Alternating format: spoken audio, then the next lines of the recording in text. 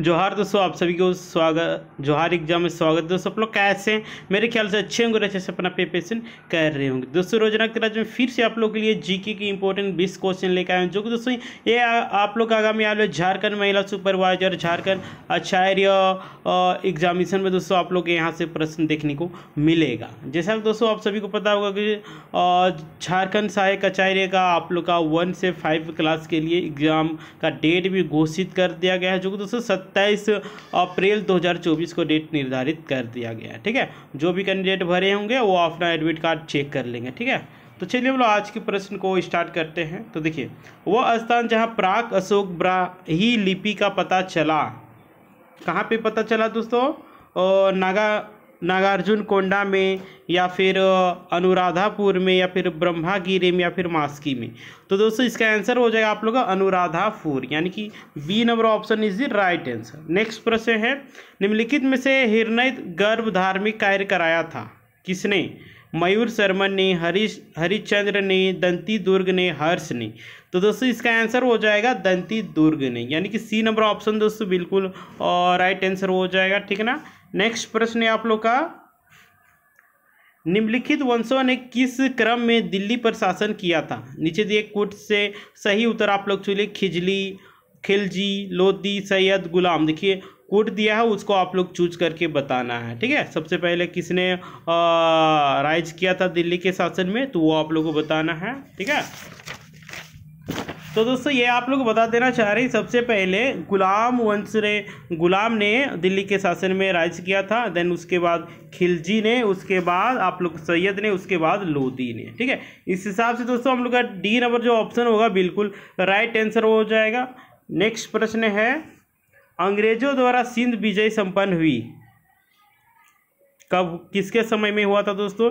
Lord Elon बरो के समय में, या फिर लॉर्ड हार्डिंग्स के समय, या फिर लॉर्ड ऑकलैंड के समय, या फिर लॉर्ड एमहर्ट्स के समय में।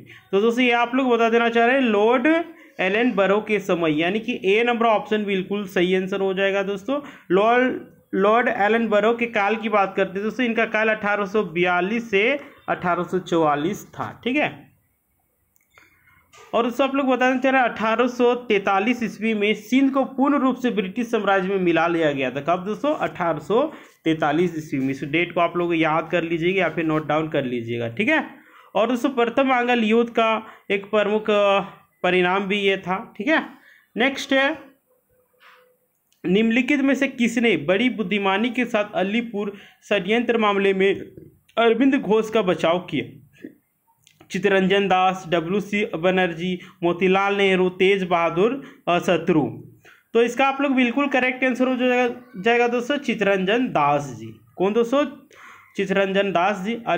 अलीपुर षड्यंत्र मामले की बात करते हैं दोस्तों, ये आप लोग को 1908 ईस्वी में हुआ था। ठीक है, और दोस्तों अरविंद घोष और उनके भाई बारिंद्र घोष सहित 34 लोग अवैध हथियार रखने के आरोप में दोस्तों गिरफ्तार हुए थे। और दोस्तों इस मामले में अरविंद घोष का बचाव एड़ी चोटी का जोर लगा दिया था। कौन? तो दोस्तों चित्तरंजन दास। ठीक है, अलीपुर षड्यंत्र कांड कब हुआ था दोस्तों? 1908 ईस्वी में। ठीक है, नेक्स्ट है, जब भारत को स्वतंत्रता प्राप्त हुई थी, यूके के निम्न में से किस एक पार्टी की सत्ता थी? भारत को जब स्वतंत्रता प्राप्त हुई थी, यूके में निम्न में से किस पार्टी की सरकार थी, सत्ता में थी? बताइए, वो आप लोग को बताना है। कंजर्वेटिव पार्टी, या फिर लेबर पार्टी, या फिर लिबरल पार्टी, या फिर सोशलिस्ट पार्टी? तो दोस्तों इसका आंसर हो जाएगा लेबर पार्टी। ठीक है, क्या दोस्तों? लेबर पार्टी है। और दोस्तों भारत की स्वतंत्रता के समय क्लीमेंट आर जो कि एटली, जो कि ब्रिटिश प्रधानमंत्री थे, उनका कार्यकाल की बात करते हैं दोस्तों 1945 से 1951 था। इस दौरान दोस्तों ब्रिटेन में लेबर पार्टी सत्ता में थी। ठीक है, ये बहुत बार प्रश्न पूछा गया है, जिसको आप लोग नोट डाउन करते जाइएगा। नेक्स्ट है, भारत के निम्नलिखित में से किस क्षेत्र में शीतकाल में वर्षा होती है? बताइए, भारत के कौन सा ऐसा क्षेत्र जिसमें शीतकाल में वर्षा होती है? तो दोस्तों ये आप लोग बता देना चाह रहे हैं उत्तर पश्चिम में, जो कि शीतकाल के मौसम में भी वर्षा होने का काम करती है। राइट, नेक्स्ट है, जंगल महल कहलाने वाला क्षेत्र कहाँ अवस्थित है?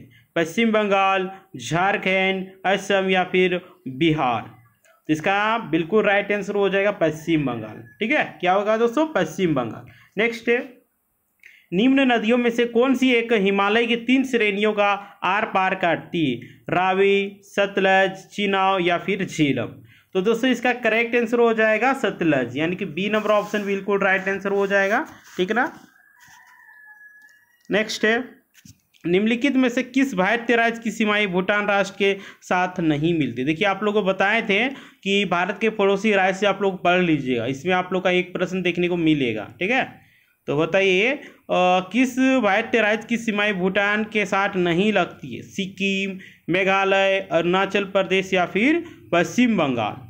तो दोस्तों ये मेघालय जो है ये भूटान के सीमा के साथ नहीं टच करती है, बाद बाकी सिक्किम हो गया, अरुणाचल प्रदेश हो गया, पश्चिम बंगाल हो गया, ये सब टच करता है।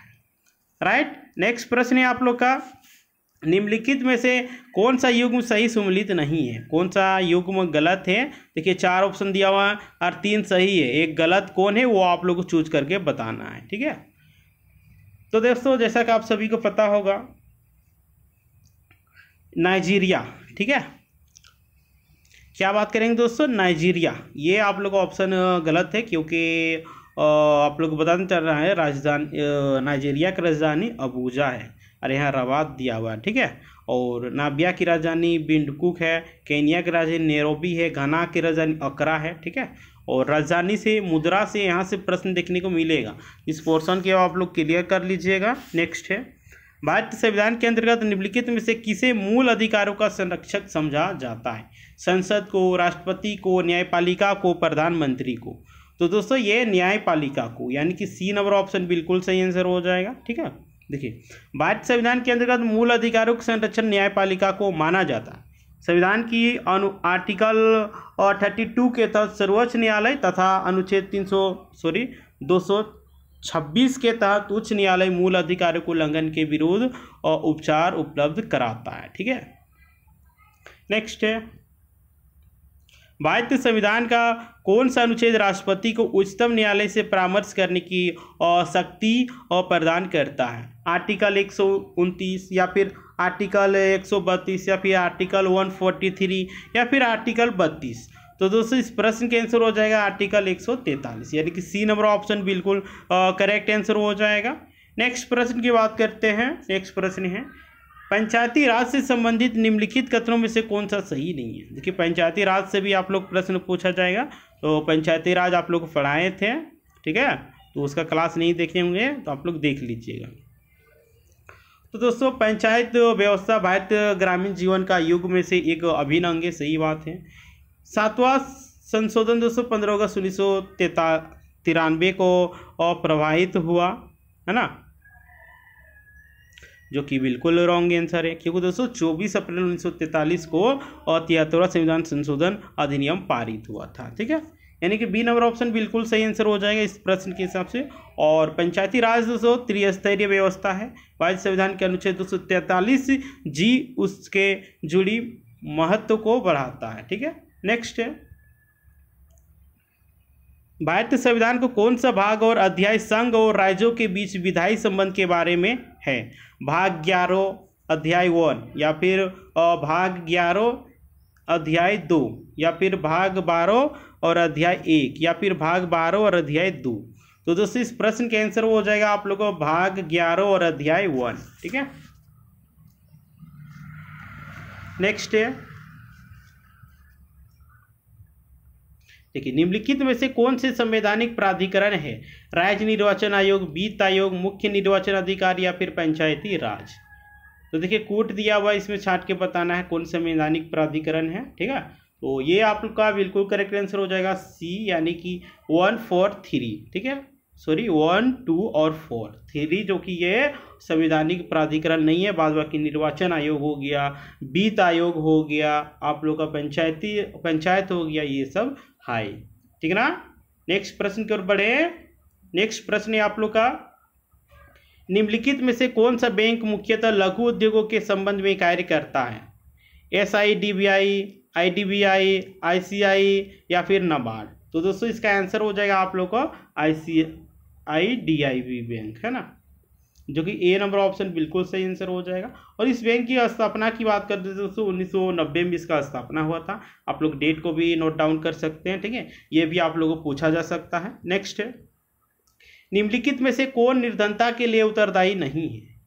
देखिए निर्धनता के लिए कौन सही क्या बोलते उत्तरदायी नहीं है। अपर्याप्त समृद्धि दर, जनसंख्या की उच्च वृद्धि दर, या फिर बेरोजगारी, या फिर बढ़ती निवेश दर। तो दोस्तों निर्धनता के लिए आप लोगों को बता देना चाह रहे हैं ये जो बढ़ती निवेश है ये जिम्मेवारी नहीं है। बाद बाकी अपर्याप्त समृद्धि, जनसंख्या में वृद्धि, बेरोजगारी, यह सब निर्धनता का ही कारण है। राइट। नेक्स्ट है, निम्नलिखित में से कौन सम्मिलित नहीं है। देखिए 4 ऑप्शन दिया है, उसमें से आप लोग का देखिए एक तरफ दिया हुआ है उसका क्या बोलते हैं स्थापना, ठीक है, तो आप लोग चूज कर कर बताना है कि कौन गलत है। तो दोस्तों ये नाटो, ठीक है, नाटो की बात करते हैं दोस्तों। नाटो की स्थापना 4 अप्रैल 1949 को हुआ था। कब दोस्तों? 4 अप्रैल 1949 को हुआ था। राष्ट्रमंडल की स्थापना की बात करते हैं दोस्तों 1926 को हुआ था। अरब लीग की स्थापना की बात करते हैं 1945 में हुआ था। विश्व स्वास्थ्य संगठन की बात करते हैं 1948 में हुआ था। ठीक है, तो नेक्स्ट हम लोग बढ़ते हैं। नेक्स्ट है, इंग्लिश चैनल तैरकर पार करने वाली विश्व की प्रथम महिला कौन है? गर्टरूड, एड्रेले, आर्थिसा, कैरोलिन मिकलसन, या फिर रिचर्ड वास। तो इसका करेक्ट आंसर हो जाएगा गर्टरूड एडरले। ठीक है, ए नंबर ऑप्शन बिल्कुल राइट आंसर हो जाएगा। ठीक है, तो दोस्तों उम्मीद करती हैं सेशन आप लोगों के लिए बिल्कुल हेल्पफुल हो रहा होगा। दोस्तों वीडियो को लाइक करें, कमेंट करें और ज़्यादा से ज़्यादा शेयर करें, ताकि जितने भी झारखंड महिला सुपरवाइजर की तैयारी करने वाले अभ्यर्थीगण होंगे, झारखंड सहायक आचार्य की तैयारी करने वाले अभ्यर्थीगण होंगे, और झारखंड सचिवालय की तैयारी करने वाले अभ्यर्थियों सभी के लिए मोस्ट इंपॉर्टेंट है। और एग्जामिनेशन में यहाँ से आप लोग प्रश्न देखने को मिलेगा। ठीक है, तो आप लोग देखना ना बोले दोस्तों, और वीडियो को ज़्यादा से ज़्यादा शेयर करें। और अभी तक आप लोग इस चैनल में नए होंगे तो बोलेंगे जौहर एग्जाम को सब्सक्राइब कीजिए एंड बेल आइकन को प्रेस कर दीजिए, ताकि जब इसी प्रकार के वीडियो अपलोड होगा तो आप लोग को सबसे पहले नोटिफिकेशन मिल सकेगा। तो ठीक है दोस्तों, फिर मिलते हैं, तब तक के लिए टाटा बाय बाय, जौहर।